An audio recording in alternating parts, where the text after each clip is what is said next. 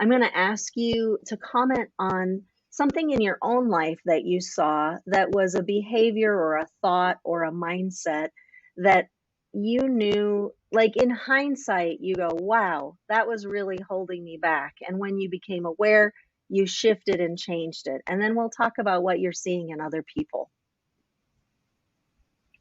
Absolutely. So there are lots of things that have held me back, but the one I want to talk to today is about avoiding conflict.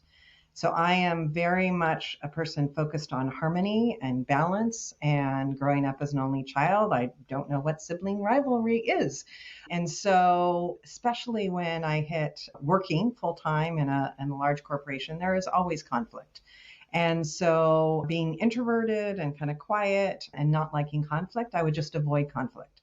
So what that resulted in is people would walk all over me because they knew I wasn't going to fight back. And I would just take it because I said, it's not worth the fight. It's so uncomfortable. And I know my worth, so I'm not going to fight back. And I had the honor to have a leader. I was probably 6 years into my corporate life at American Express, who got me a coach and helped me realize the toll that avoiding conflict was taking both on me personally, but also professionally. And in fact, my leader had said, if you don't address this, you're not going to move up in the organization. And so the coaching was as simple as just documenting when there were conflicts. That was the beginning, just becoming aware of when there were conflicts. And then it got to the point where I had to take some action in it. And I remember this conversation I had with a colleague who essentially kind of disrespected the results of program I had. And I had to go back and say, no, your facts are not correct. And I was so nervous. My hands were sweating and my heart was, beating.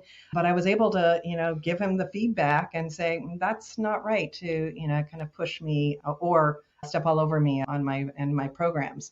And that was a huge step for me, because after that I realized, that wasn't as hard as I thought it was.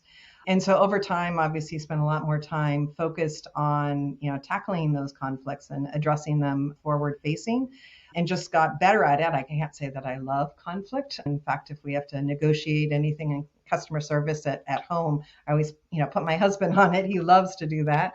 But I certainly have proved to myself that if I had to do it, I absolutely can.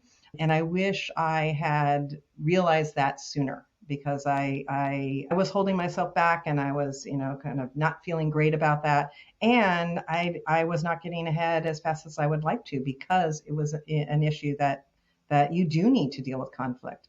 And my realization is that when you deal with conflict, there's actually a ton of learning, not only for me personally, but from a professional perspective, and learning for the other person. And sometimes where you think you have conflict, you don't actually have conflict until you realize that through communication.